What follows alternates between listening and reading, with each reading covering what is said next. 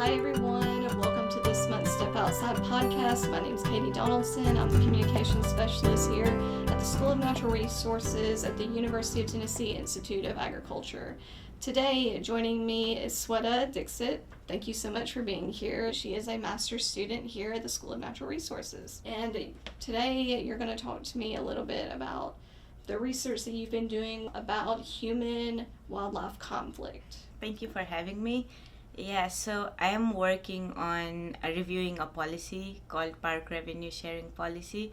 So this policy was enacted in a lot of Asian and African countries like few decades ago, some maybe recently, but this policy is mostly focused on providing some benefits to the local communities so that they can tolerate wild animals and the problems that protected areas might have. So I might have to give you a little bit of history about how this policy was enacted, what this policy is, before talking about what I'm doing. I'll have to talk about a protected area establishment before that, so it's like this chain of events happening in the history. Before the protected areas were established, a lot of people who lived in the forested areas were like highly dependent on those forests, like for firewood, for woods, for grazing and things like that, for hunting as well. And they would go inside the forest, collect these resources to the point that they started exploiting the resources, and the conservationists started realizing that it would be a problem for the future, right? So they developed this concept of protected areas where they would protect certain areas that were being exploited or that had very high and rich diversity. So later, when these protected areas were established, the people living there could not live there anymore, and they had to be translocated to some other places. And they were really angry because they had to move to another location. They could not enter the national parks or wildlife reserves to collect the resources anymore that they'd been doing for generations. Anyone would be sad, right? And then because of those restrictions, they were really angry at the park staff and protected area people. So they started opposing anything that the protected area people wanted to implement in the community. So again, the conservationists realized that this was not the solution for protection. The local communities had to be involved in the conservation, right, for sustainable development, for sustainable conservation. After that, they involved local people, and this concept of park revenue sharing policy started. It's a part of this other program called buffer zone program. Buffer zone are the areas, they are at a certain distance from protected areas. The distance isn't specific, but people live there. There are small markets, there are like small villages around the protected areas. Some buffer zones might be inside the protected areas as well. So from this program, the buffer zone program and the park revenue sharing policy, they started providing the revenue that's collected from the protected area to the local communities. So the revenue can be from tourism, any recreational activities done, permits taken, and things like that. And this was given to the local communities for their development, to invest in conservation, to provide them awareness and education so that they develop positive attitude towards the park staff. So this is what I'm looking at. Like, I'm reviewing the policy. In Nepal, this policy has not been reviewed, even though it was implemented 26 years ago.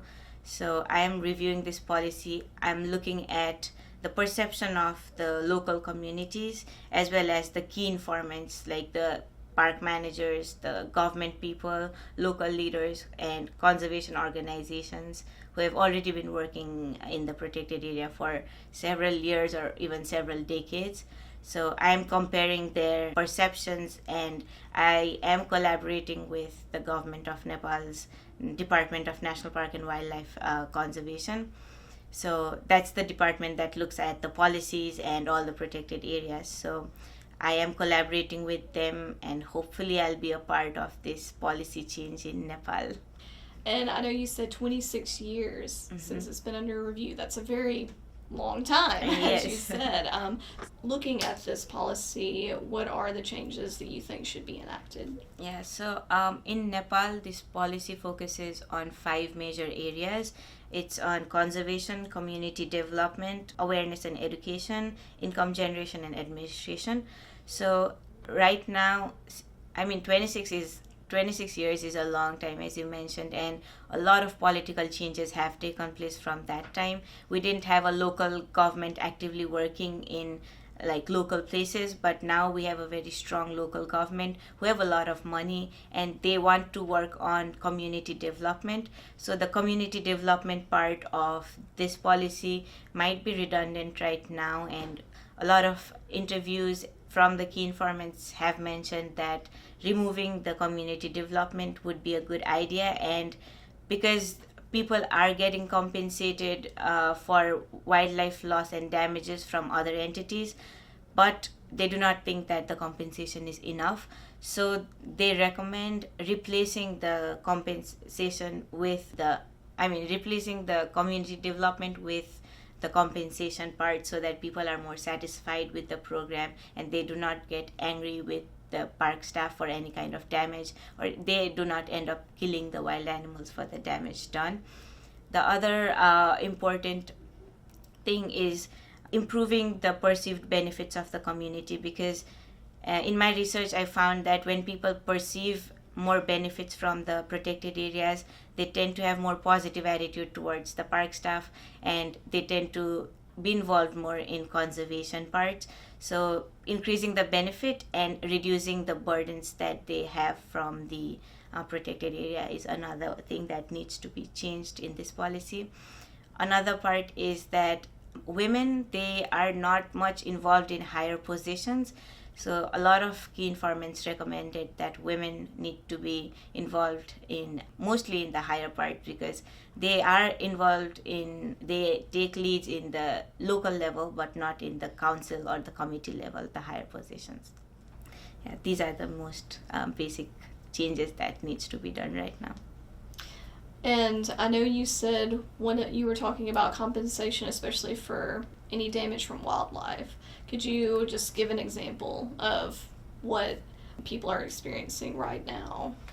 Yeah, so although Nepal's like a small country, I think it's smaller than Tennessee, but we have a very high diversity, and we have these high mountains, more than 10,000 feet altitude. There are protected areas there, and we have protected areas in the plain lands.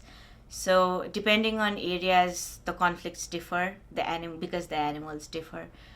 Talking about the bigger mammals like elephants, rhinoceros, tigers, they tend to kill more people, they tend to damage households.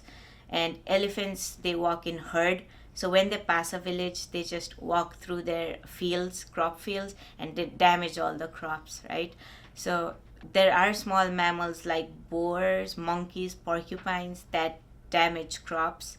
And we have this practice of storing crops in a shed, and the animals, they just smell it and they go to the shed, they destroy all the crops, they eat away all the crops. And so these are mostly the conflict cases that are happening right now. And you mentioned changing the compensation, or you said that was one of the changes you're hoping for. How would they be compensated now if something like that were to happen? Say an animal, like you said, broke into the shed and just destroyed all the crops. Yeah, so right now the government of Nepal is looking at the compensation. So they have to submit a lot of documents to the local office, I would say local government office, and they'll be compensated after like a lot of rounds of visiting the offices. And like sometimes some documents might be missing, sometimes they need to get document from another ward office.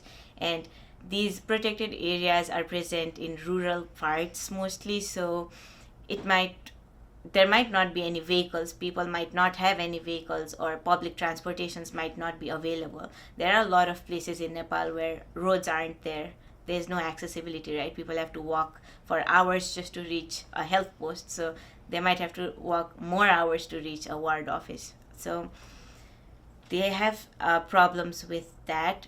If the policy changes, hopefully it does, and if it starts compensating the local people, then as I mentioned that there's buffer zone area, right? So there are buffer zone leaders who look after the buffer zone area.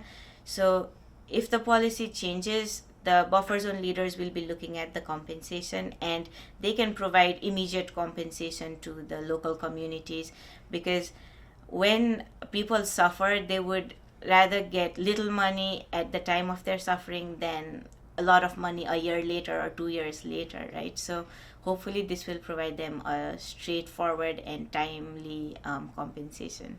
And it sounds like this policy change will mean a lot of collaboration with several different groups. Are they already communicating with each other? Yeah, so in the buffer zone area, there are many stakeholders working, like the buffer zone leaders. As I mentioned, there are different tiers of the buffer zone, where there's the local group, there's the committee, and there's the council. They are already collaborating among themselves. And there are conservation organizations who have implemented a lot of programs in the buffer zone. They are national organizations, international organizations, NGOs. There are different organizations already working there, conducting different projects. And now that there's local government, so they are also interested in community development. So even after the policy changes, we already have this different group of stakeholders working in different projects and different work. So the compensation part will most likely be given by the buffer zone or the local government, but yeah, most of the things might not change even if the policy changes. And this is something that will impact all parks in Nepal. Yes, so we have 12 national parks and one wildlife reserve in Nepal, and all of them have implemented this policy. So some countries in Africa have park specific policy, and they differ in terms of providing revenue to the people and in terms of where this money is invested. But in Nepal, we have same policy for all the protected areas that have implemented this policy. So if the policy changes, it might change in all the protected areas, or they might change policy according to each specific area, because as I mentioned, Nepal is very diverse, and I think that the policy needs to be area specific. Like the general policy can be general, but the specific, there should be a different sub policy maybe that's specific to each protected area. The buffer zones that you were talking about, do you know how much revenue those areas generate for Nepal? It depends on the buffer zone actually. As you might know, the highest mountain peak, Mount Everest, is in Nepal. So that also is inside one of the national parks. It's called Sagarmatha National Park. Sagarmatha is the Nepali word for Mount Everest. So that national park generates a lot of money because a lot of tourists go to climb Mount Everest, or even just to reach the base camp of Everest. So that revenue is a lot, and that revenue would just be specific to that particular protected area, right? So there's a lot of development going on. There's a lot of projects going on in that protected area. But there are places that can only accessed by walking. They don't have airplanes, airports, or even roads to go there. So it's either helicopter or walking. And those areas are not explored much. People do not go there much, so those areas do not generate a lot of revenue. And there are some protected areas that have tigers, elephants, all those exotic animals that people go and visit. And there are some areas with just wild water buffaloes that people would not want to, just go and see. So it depends on buffer zones, and it depends on the national park about how much revenue is generated, and the development follows according to that.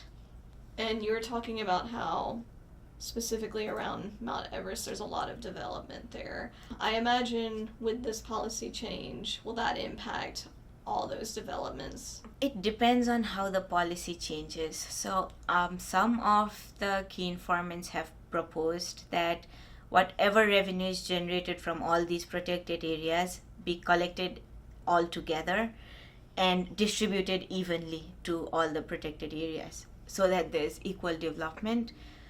If that's implemented, then it will completely change how the development or other projects are implemented right now, because the areas that have been getting higher revenues might not get as much if it happens, but it's highly unlikely that this will happen because people from the places where there are high revenues might not be happy about it if they start getting lesser money for development or other projects, right? So it actually depends on how the policy changes. All I can say that. I know that's a question that you can't really answer. How long do you think this review is going to take? Right now, I have the results from both the local communities and the key informants.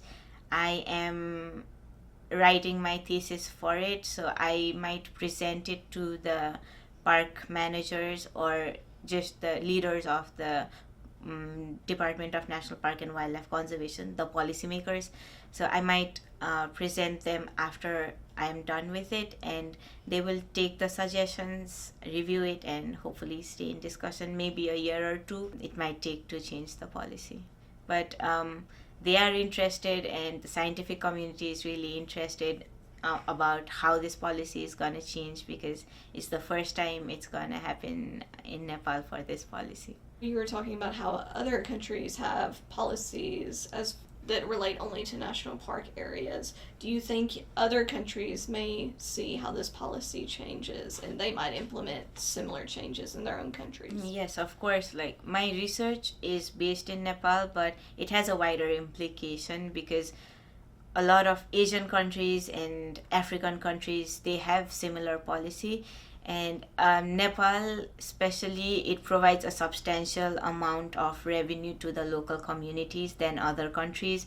It provides up to half of the total revenue that's generated from the park to the buffer zone areas for their development. So other countries, some provide 5% of just the entrance fee or 10% of the total revenue. It depends on protected areas, but Nepal provides substantial amounts, so it might be of interest to a lot of other countries and a lot of other protected areas to see how it might change and how we can use this policy to improve the park-people relationship even more and reduce human-wildlife conflict at certain level. You said you're currently writing your thesis on this. So are you planning on pursuing a doctorate's degree? I'll be joining NC State from fall 2023 in the Department of Parks, Recreation and Tourism Management. So of course I will be continuing my research on park management, tourism management, and hopefully I'll be conducting international research, maybe in Nepal, maybe in other countries, and I might use this research to compare anything in Africa, or I might explore more about Nepal in my PhD. So yes, I will continue this. Great, and congratulations. Thank you. Is there anything else you feel like you need to add, or that you think people might need to know about this research? So people would support the protected areas, would have positive attitude towards the park staff until they receive benefits from the protected areas. When they start perceiving that they have been experiencing burden more than benefits, then they would stop supporting the protected areas as much, or even start opposing it. So the protected area management should focus on the benefits that the community receive, in addition to conserving biodiversity inside the park, conserving many species inside the park. So I think the policy should focus on benefiting the local communities as much as it focuses on conserving biodiversity. Thank you so much, Sweta, for joining us on this month's Step Outside podcast. We appreciate it. Thank you so much. Thank you for having me.